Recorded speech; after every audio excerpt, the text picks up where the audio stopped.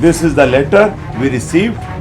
Chairman coordination committee ने strike इसी समय विड्रॉ करने का अपना ऐलान किया है और वो ड्राफ्टेड लेटर हमने एज इट इज सरकार को पहुंचाया और ऊपर से हमारे ऑनरेबल होम मिनिस्टर साहब अमित शाह जी ने उसके अंदर एक शब्द की कोई चेंज नहीं था, इवन कोमा भी उसके अंदर ना लगाया ना हटाया। वकीलों की भावनाओं को देखते हुए और सारी कोऑर्डिनेशन कमेटी की भावनाओं को देखते हुए उसको एज इट इज ड्राफ्ट करा के आज हमारे पास भेज दिया। ये जब बात हमने होम मिनिस्टर साहब के सामने रखी तो उन्होंने इस बात को तुरंत संज्ञान लेते हुए हमारे को इस बात की एश्योरेंस दी कि कोई भी पुलिस वाला, कोई भी पुलिस ऑफिशियल्स और पर्सन जो है पुलिस स्टेशन से एविडेंस नहीं देगा, उसको जो भी एविडेंस देना है उसको कोर्ट में आना पड़ेगा। उनका मेथड है काम करने का, वो उतना फेयर नहीं है। ये कोई वकीलों का इशू नहीं था, ये पूरी जनता का इशू था। 8 सितंबर 2025 यानी आज से दिल्ली के तमाम डिस्ट्रिक्ट कोर्ट्स में दिल्ली बार एसोसिएशन के तमाम वकीलों के हड़ताल का दूसरा चरण शुरू होने जा रहा था, शुरू हो चुका था। वकील आज से दोबारा हड़ताल पे जा चुके थे, उन्होंने अपने काम से एब्स्टिनेंस ले लिया था। इसी बीच एक बहुत बड़ी खबर आई और दिल्ली पुलिस कमिश्नर से एक सर्कुलर जारी हुआ और सर्कुलर में वकीलों के मांगों को मद्देनज़र रखते हुए उनकी मांग मानकर दिल्ली सरकार ने एलजी द्वारा पारित अधिसूचना को एक तरीके से निष्क्रिय बनाते हुए वकीलों की मांग पूरी कर दी। इसके बाद तमाम वकीलों ने यह फैसला लिया कि अब अपनी वो हड़ताल वापस लेंगे और इसी सिलसिले में मैं प्रमोद तिवारी इस वक्त मौजूद हूँ पटियाला हाउस कोर्ट के बाहर, जहां हम वकीलों से, यहाँ के प्रेसिडेंट, बार काउंसिल के प्रेसिडेंट, सेक्रेटरीज और तमाम वकीलों से बातचीत कर उनकी राय जानने आए हैं, उनकी प्रतिक्रिया जानने आए हैं कि उनकी मांगें अब पूरी हो गई हैं, इसके आगे उनका कदम क्या होगा। तो चलिए चल के दिल्ली के पटियाला हाउस कोर्ट के प्रेसिडेंट जो हैं, जो सेक्रेटरी हैं और जो तमाम वकील हैं, उनसे बातचीत कर उनकी राय लेने की कोशिश करते हैं। चलिए हमारे साथ। इस वक्त हमारे साथ मौजूद हैं पटियाला हाउस कोर्ट के सेक्रेटरी तरुण राणा जी। ये पटियाला हाउस कोर्ट के सेक्रेटरी होने के साथ साथ जो अभी कोऑर्डिनेशन कमेटी बनी थी, जो दिल्ली बार एसोसिएशन की जो कोऑर्डिनेशन कमेटी है, उसके एडिशनल जनरल सेक्रेटरी भी हैं। सर, तो सबसे पहले तो आपको बहुत बहुत बधाई, आप लोग की जो मांगें थी वो मान ली गई। सर, इस पर मैं आपकी पहली प्रतिक्रिया जानना चाहूँगा। कि हम लोग डे 1 से एक बात की डिमांड रखे हुए थे कि ये वाला जो एजिटेशन है ये एडवोकेट्स का अपने किसी कारण के लिए नहीं है, बल्कि ये पब्लिक के लिए है, हर उस व्यक्ति के लिए है जो कोई एक क्रिमिनल ट्रायल फेस कर रहा है या जिनको क्रिमिनल ट्रायल फेस करना है। क्योंकि जो फेयर और फ्री ट्रायल का फंडामेंटल कॉन्सेप्ट है, अगर वो गवाही थाने में बैठ कर के होगी, वीडियो कॉन्फ्रेंस से होगी, तो जो हमारा कॉन्स्टिट्यूशन है, जो आर्टिकल 21 है, जो एक राइट जो है गारंटी करता है हर सिटीज़न को, वो उसका वायलेशन था। तो इसलिए हम लोग पहले दिन से ही कह रहे थे कि जो भी पुलिस की गवाही होगी वो फिज़िकल मोड में कोर्ट में ही होगी, तभी हम एक वो जो फेयर और फ्री ट्रायल का कॉन्सेप्ट है उसको अचीव कर पाएंगे। सर, मैं चाहूँगा कि आप बहुत ही लेमैन्स लैंग्वेज में, सरल भाषा में एक बार हमारे दर्शकों को समझा दीजिए कि ये नोटिफिकेशन जो एलजी ने जारी किया था वो नोटिफिकेशन था क्या और जो लीगल फैटर्निटी है वो इसके खिलाफ सड़कों पर क्यों उतरी थी। देखो, उसके अंदर क्या है कि आदेश ये जारी कर दिया कि जो जितने भी थाने हैं, पुलिस थाने हैं दिल्ली के, उन थानों में बैठ कर के पुलिस जो है क्रिमिनल ट्रायल में गवाही देगी। मतलब ये हुआ कि जब किसी भी मुकदमे में जिरह के लिए एक्यूज का जो एडवोकेट्स होते हैं, डिफेंस को पूरा एक अधिकार मिला होता है कि वो अपनी जिरह के दौरान जो सत्यता होती है और जो इन्वेस्टिगेशन है, जिसके अंदर माल मुकदमा भी आता है, जो एक हथियार बरामद होता है वो आता है, इन्वेस्टिगेटिंग ऑफिसर आता है, जो अरेस्ट के विटनेस हैं वो आते हैं, उनकी कोर्ट में ही गवाही हो सकती है। क्योंकि बहुत सारी चीज़ें हैं क्रिमिनल ट्रायल में। एक बड़ा सिंपल सा प्रिंसिपल है कि हर मुलजिम को एक्यूज्ड कहा जाता है जब तक कि वो दोषी न करार दे दिया जाए, और उसको ये पूरा राइट मिलता है कि वो अपना को निर्दोष साबित करने के लिए ट्रायल के दौरान अपनी पूरी प्रक्रिया में पार्टिसिपेट कर सके। लेकिन थानों से गवाही शुरू करके वो जो उसका एक राइट था वो कर्टेल हो रहा था, और उसमें जो फेयर और फ्री ट्रायल का कॉन्सेप्ट था, जो एक निष्पक्ष ट्रायल होता है, उस पर सवालिया निशान लग रहे थे। इसलिए पूरा दिल्ली का जो एडवोकेट है इसके लिए सड़कों पे उतरे थे। इस वक्त हमारे साथ मौजूद हैं Nagendra Kumar ji. Nagendra Kumar ji Patiala house court bar association के प्रेसिडेंट हैं, और इसके साथ ही साथ वो दिल्ली ऑल डिस्ट्रिक्ट कोर्ट जो बार एसोसिएशन थे उसके कन्वेनर भी हैं। तो सर, बहुत बहुत शुक्रिया हमसे बात करने के लिए। सबसे पहले आप लोगों को बहुत बहुत बधाई। ये जो लगभग पिछले 1 महीने से आप लोग की जो एक लड़ाई चल रही थी, आप लोगों का जो संघर्ष चल रहा था, उसमें अंततः आप लोगों को कामयाबी मिली। सर, इस पर मैं आपकी पहली प्रतिक्रिया जानना चाहूँगा। आपकी पहली प्रतिक्रिया क्या है? फाइनली सबसे पहली प्रतिक्रिया यही होगी कि थोड़ी देर से सही, बट भारत सरकार ने हमारी बात को समझा और समझ करके उस बात की जेन्युइननेस को अप्रिशिएट करते हुए रास्ता निकाला। सर, आपसे ये आपने कहा कि फाइनली थोड़ी देर हुई, ये देर क्यों हुई? इसके पीछे का कारण मैं आपसे जानना चाहूँगा। देखिए, देर के पीछे का कारण तो पता नहीं, होम मिनिस्टर साहब और दिल्ली पुलिस के बीच में क्या कन्फ्यूज़न रही है उस पर मैं नहीं बोल सकता, बिकॉज वो उनका इंटरनल इशू रहा है।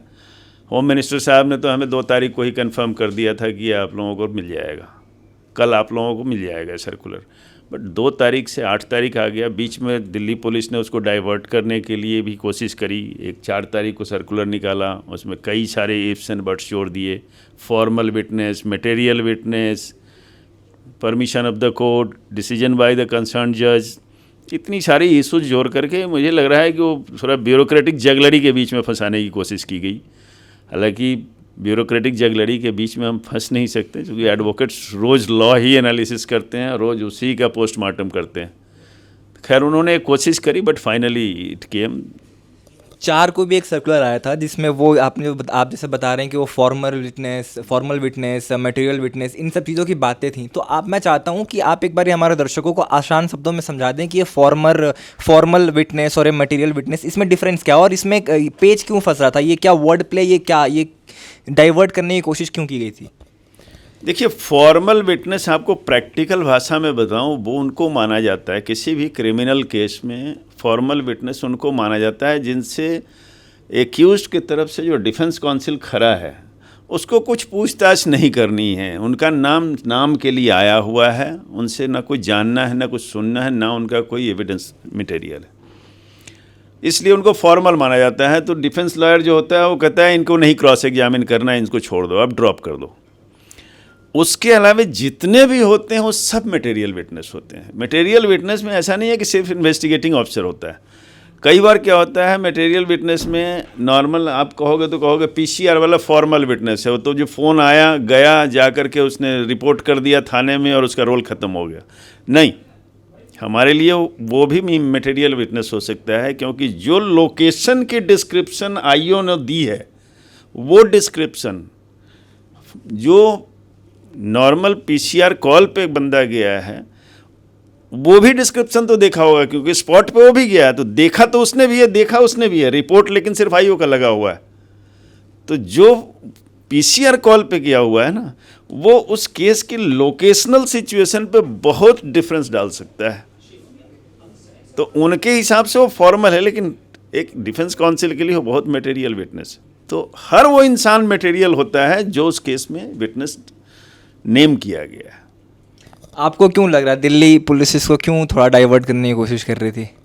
देखिए, दिल्ली पुलिस के वर्किंग सबको पता है। दिल्ली पुलिस ही नहीं, पुलिस की ही वर्किंग कह लीजिए, सबको पता है। पुलिस की एक अपनी स्टोरी जो डेवलप हो जाती है, उस स्टोरी को डेवलप करने के लिए वो सब कुछ कर देते हैं। कहीं भी चले जाएंगे, किसी भी लिमिट तक क्रॉस कर जाएंगे। आज भी मैं आपको एक बात बता दूं, जो पुलिस का इन्वेस्टिगेटिंग सिस्टम है वो उतना साइंटिफिक और उतना एनालिटिकल नहीं हुआ है जितना होना चाहिए। लॉ को तो बहुत फ्यूचरिस्टिक बना दे रहे हैं, लॉ को हम बहुत इकोनॉमिक पॉइंट ऑफ व्यू से, इलेक्ट्रॉनिक पॉइंट ऑफ व्यू से, हर पॉइंट ऑफ व्यू से फ्यूचरिस्टिक बना रहे हैं। लेकिन दिल्ली पुलिस का जो इन्वेस्टिगेटिंग टीम है उनको भी क्या वो सारे रिक्विजिट ट्रेनिंग्स दिए जा रहे हैं? आप देखो, इकोनॉमिक ऑफेंसेज विंग का आप कंप्लेन करोगे, फाइनेंशियल जगलरी होगी, और पुलिस वाला उसमें इन्वेस्टिगेशन कहाँ तक करता है और कहाँ जाके छोड़ देता है, वो आज भी कहे सुने पे जाता है।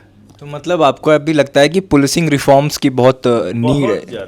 ट्रेनिंग की बहुत ज़्यादा ज़रूरी है कि किस तरह का अगर केस है, किस तरह का कंप्लेन है, तो उसमें इन्वेस्टिगेशन मैकेनिज्म क्या होना चाहिए।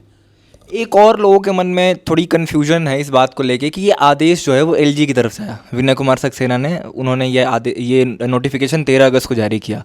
अब जब इस नोटिफिकेशन को एक तरह से इनफेक्टिव बनाया जा रहा है या निर्दिष्ट किया जा रहा है, तो ये सर्कुलर आया है दिल्ली पुलिस की तरफ से, कमिश्नर ऑफ पुलिस की तरफ से, तो ये क्या है? अगर एलजी की तरफ से आदेश आया तो एलजी इसे वापस क्यों नहीं ले रहे हैं? क्या उसमें कुछ लीगल पेच फंस रहा है? क्या है, एक बार जरा हमारे दर्शकों को समझा दीजिए। देखिए, एलजी के तरफ से जो नोटिफिकेशन आया है वो एक जेनरिक नोटिफिकेशन है कि पुलिस स्टेशन में भी डिजिग्नेटेड प्लेस होंगे वीसी अटेंड करने के लिए। वो ये नहीं कह रहा है कि पुलिस विटनेस या पुलिस एविडेंस जो भी होगा वो वहीं से होगा।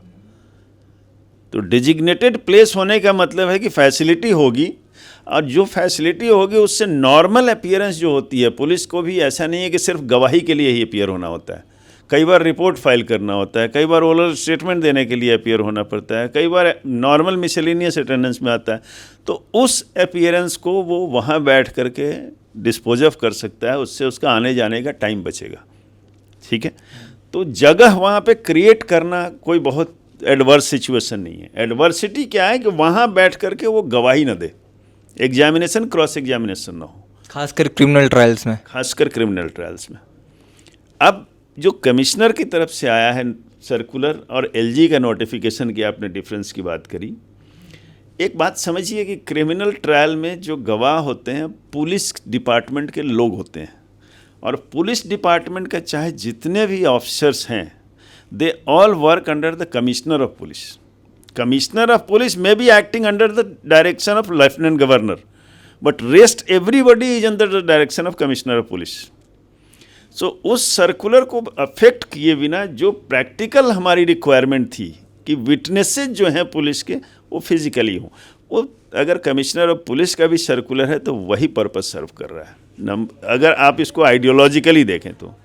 और अगर आप पॉलिटिकली बात करें, जो आपने क्वेश्चन उठाया कि एलजी के नोटिफिकेशन को कमिश्नर कैसे कर सकता है, तो आपको एक पॉलिटिकली भी हमें अपनी एनालिसिस, ये मेरी पर्सनल एनालिसिस है कि एलजी के नोटिफिकेशन के बावजूद अगर कमिश्नर ऑफ पुलिस उसमें कोई मॉडिफिकेशन ला दिए अपने सर्कुलर से, तो ये इतना बोलने के लिए काफ़ी है कि कहीं ना कहीं एलजी का इंस्ट्रक्शन होगा या एलजी से ऊपर के लेवल का कोई इंस्ट्रक्शन होगा, तभी ऐसा हुआ होगा।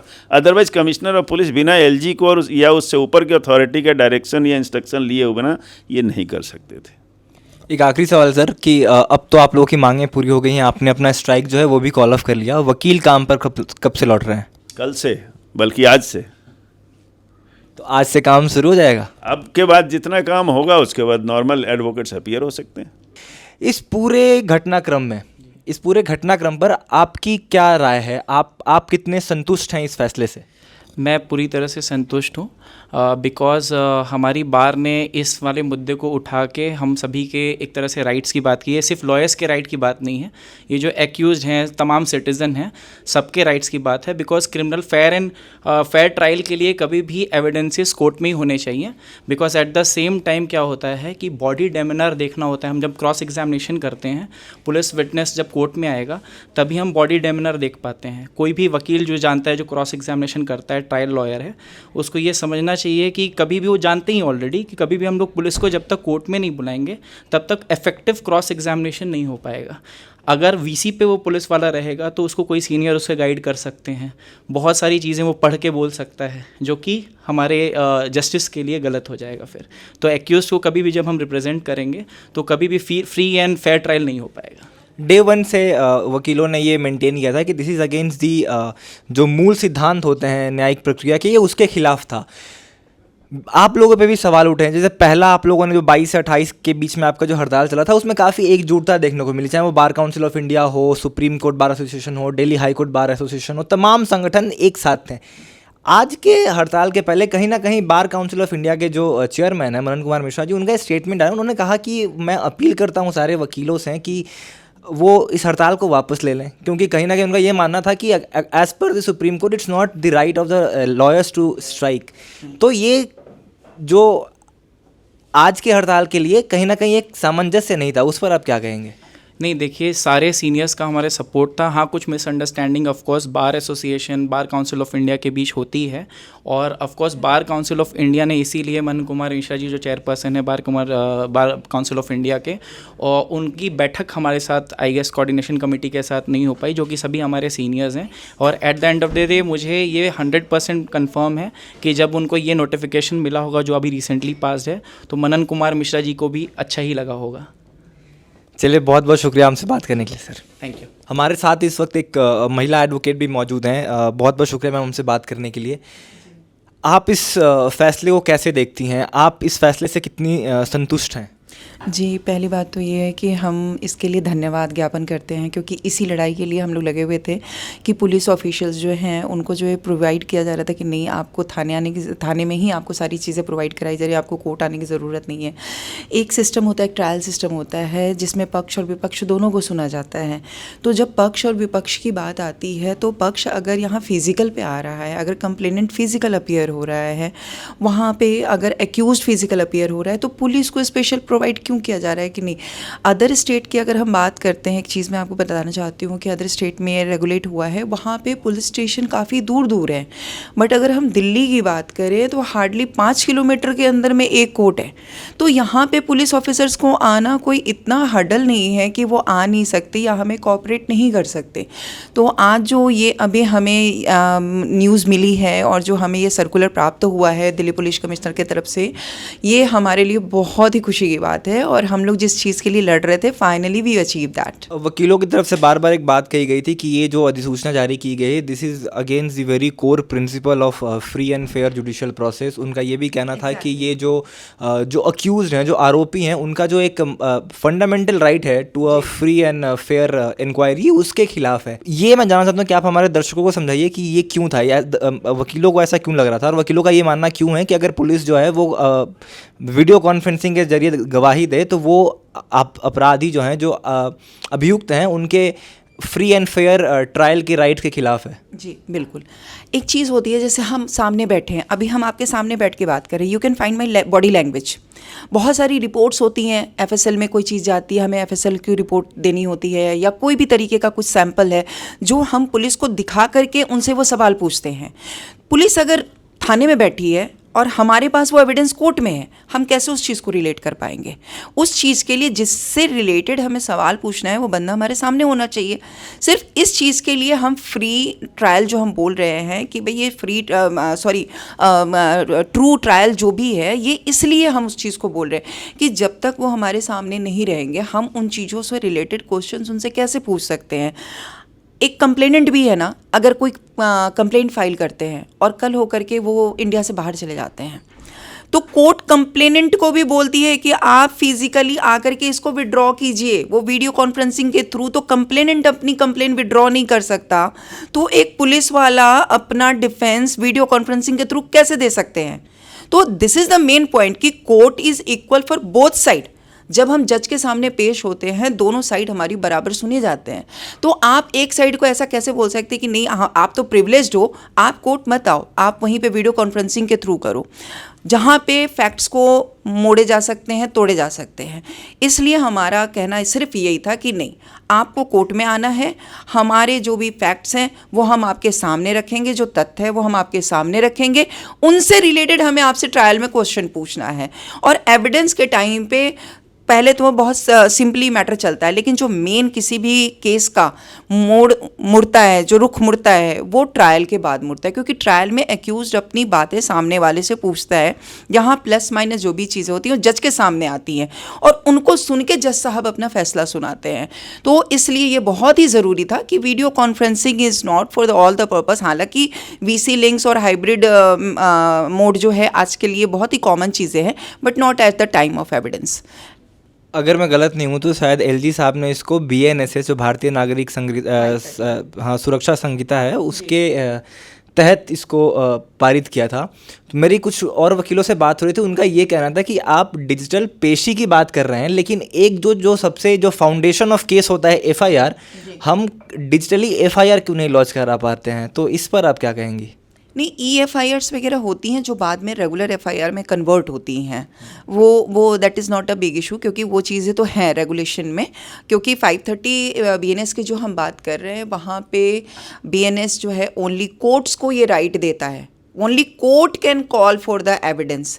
किसी भी अदर तथ्य के द्वारा, चाहे वो कमिश्नर ऑफ पुलिस हो चाहे LG हो, कहीं पे भी इन चीज़ों में मॉडिफिकेशन पॉसिबल नहीं है।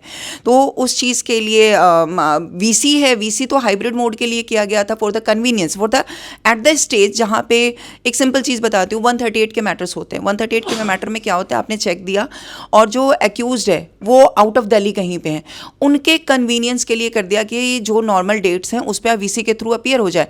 बट उन केसेस में भी उन एक्यूज्ड को at the time of evidence court room में आना पड़ता है। तो दिस इज द पार्ट आपको समझना पड़ेगा कि किस स्टेज पे आप VC के थ्रू आ सकते हो और किस स्टेज पे आपको फिजिकल पे आना है।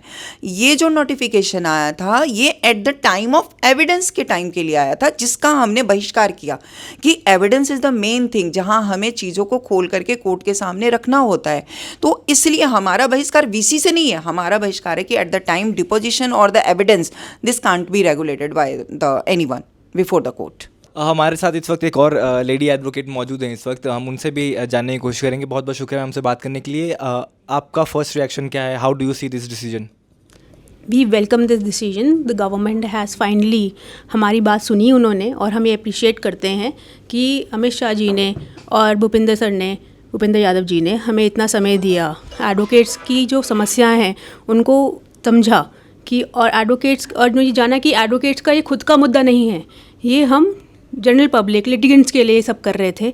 और उसको ध्यान में रखते हुए पहले बीच में कुछ कन्फ्यूजन हुआ था रिगार्डिंग, मिसअंडरस्टैंडिंग हुई थी, जिसको उनको लगा कि पहला जो नोटिफिकेशन आया जिसमें उन्होंने कह दिया कि पार्टली डिपोजिशन जो होगा वो जो फॉर्मल विटनेसेस हैं उनका VC से हो सकता है और मटेरियल विटनेस का होगा, और discretion they have given it to the जजेस without considering the stake holder, जो कि एक्चुअल लिटिगेंट्स हैं, जो विक्टिम्स हैं, जो एक्यूज हैं, they are the one who are the actual stakeholders in this matter.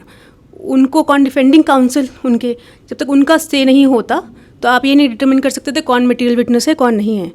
ये सब प्रॉब्लम्स उन्होंने समझी, क्योंकि उनको पता है ग्रास रूट लेवल पे वो हम फेस करते हैं, हम लिटिगेंट्स के साथ डायरेक्ट डील करते हैं। तो वो चीज़ देखा उन्होंने, वो चीज़ समझी, और उन्होंने फाइनली ये कहा कि ठीक है, आपकी बात सही है, हम ये आपके लिए कर सकते हैं कि सारे पुलिस ऑफिसर्स जो भी उस मैटर से कंसर्न विटनेसेस होंगे वो उनको फिजिकली कोर्ट में आना पड़ेगा और डिपोज करना पड़ेगा, क्रॉस एग्जामिनेशन कोर्ट में होगा। एक बार आप ये समझा दीजिए कि वो जो फॉर्मल विटनेस और मटेरियल विटनेस किसको आना था और कौन नहीं आ सकता था? फॉर्मल विटनेसेस को वो कहते हैं कि जैसे जो विटनेसेस जिनकी गवाही तो ज़रूरत है बट वो कोर्ट के फैसले पे बहुत ज़्यादा इम्पैक्ट नहीं डालती, उनको हम बोलते फॉर्मल विटनेस है। और मटेरियल विटनेस जिन IO साहब ने, जो होता है इन्वेस्टिगेटिंग ऑफिसर हैं, जो उन्होंने पूरी इन्वेस्टिगेशन करी, चार्जशीट उन्होंने फ्रेम करी, अरेस्ट उन्होंने करा, या जिसमें अरेस्ट करा कहाँ से करा, कैसा हुआ, मौका वारदात पे गए वो, और उन्होंने अपनी चार्जशीट फ्रेम करी, वो मटेरियल विटनेस हैं क्योंकि उनकी तरफ से हुआ है। ऐसे बहुत से केस होते हैं। मेरा ही एक खुद का केस है, मेरे एक बहुत सिंपल सा एक घर में हाउस होल्ड थेफ्ट का केस है, ठीक है। तो मगर जो हमारे वो हैं क्लाइंट, वो तो घर के वो हैं काम करने वाले नॉर्मल वो हैं, पर जो उनके मालिक थे वो काफ़ी इन्फ्लुएंशियल आदमी, तो उन्होंने क्राइम ब्रांच में डायरेक्टली कर लिया कॉल, और क्राइम ब्रांच ने अरेस्ट करा, ठीक है। अब उसमें क्या है, क्राइम ब्रांच ने अरेस्ट कर लिया, सारी कार्रवाई करी उन्होंने हैंड ओवर कर दिया। अब कंसर्न पुलिस स्टेशन, जो कि लोकल पुलिस स्टेशन के ऑफिसर को हैंड ओवर कर दिया हेड कांस्टेबल को। हेड कांस्टेबल बन गए उसमें IO, जिन्होंने कोई इन्वेस्टिगेशन नहीं करी, ठीक है। और जो ऑफिसर कंसर्न है जिन्होंने पूरी इन्वेस्टिगेशन करी, वो IO नहीं कहलाएंगे। अब आप बोल दो IO को आना ज़रूरी है, मगर मटेरियल विटनेस यहाँ पे IO नहीं है, यहाँ पे वो क्राइम ब्रांच ऑफिसर है, तो उनका आना बहुत ज़रूरी होता है। अब इस मसले में वो कहें कि हम तो इधर बिजी हैं, हम तो उधर बिजी हैं, हम तो आ नहीं सकते, और हमारा VC से आप करवा लीजिए, कैसे हो सकता है? तो ये चीज़ें कॉन्ट्रडिक्शंस जो उनकी कार्रवाई में होती है, जो उनकी इन्वेस्टिगेशन में होती है, वो तभी लेके आई जा सकती है ऑन रिकॉर्ड जब वो फिजिकली आएंगे। बहुत शुक्रिया साहब का कि आपने बहुत सरल शब्दों में ये जो फॉर्मल विटनेस और मटेरियल विटनेस हमारे दर्शकों को समझाया। एक बार फिर से आप लोगों को बहुत बहुत बधाई कि आपकी मांगें मान ली गई। नहीं, बहुत बहुत हम सबका धन्यवाद करते हैं। यहाँ पे हमारे साथ जजेस भी खड़े थे, हमारे वकील भाई लोग भी थे, और हमारे साथ जनता भी हमारे साथ थी इस मुद्दे पे, और सरकार ने हमारा बहुत सहयोग करा। हम सबके शुक्रगुजार हैं। बहुत बहुत शुक्रिया। तो ये सुना आपने दिल्ली के तमाम वकीलों को, आपने Patiala house court bar association के प्रेसिडेंट नगेंद्र कुमार को भी सुना, आपने सेक्रेटरी तरुण राणा को भी सुना। उन सब ने सरकार के इस फैसले से, दिल्ली पुलिस कमिश्नर के इस फैसले से संतुष्टि जताई है, और उनका ये मानना है कि उनकी मांगें मान ली गई हैं और वो इसको मद्देनज़र रखते हुए अपने हड़ताल को तत्काल रूप से वापस लेते हैं, और अब वो अपने हड़ताल को जारी नहीं रखेंगे। कल से सारे वकील अपने अपने कामों पर लौटेंगे, वो कोर्ट के सामने अपीयर होंगे। तो ये थी इस पूरे घटनाक्रम की सच्चाई, ये थी पूरे इस घटनाक्रम की कहानी। हम इसी तरह आप तक ज़मीनी हकीकत पहुंचाते रहेंगे। हम दिन रात मेहनत करते हैं ताकि आप तक सच्ची सटीक खबरें पहुंचा पाएँ। अगर आपको हमारा काम अच्छा लगता हो तो हमारे वीडियो को लाइक करें, शेयर करें, कमेंट करें, और हमारे चैनल को सब्सक्राइब करें, क्योंकि आपके सहयोग से हमें ताकत मिलती है और हमें ये भरोसा मिलता है कि हम इसी तरह की पत्रकारिता कर इस देश में सच्ची पत्रकारिता को ज़िंदा रखें। देश दुनिया की रोज़ाना खबरों के लिए शाम को हमारा हिंदी बुलेटिन देखना ना भूलें। फिलहाल इस रिपोर्ट में इतना ही। कैमरा पर्सन सुशील कुमार के साथ मैं प्रमोद तिवारी, पटियाला हाउस कोर्ट, दिल्ली, दी एज।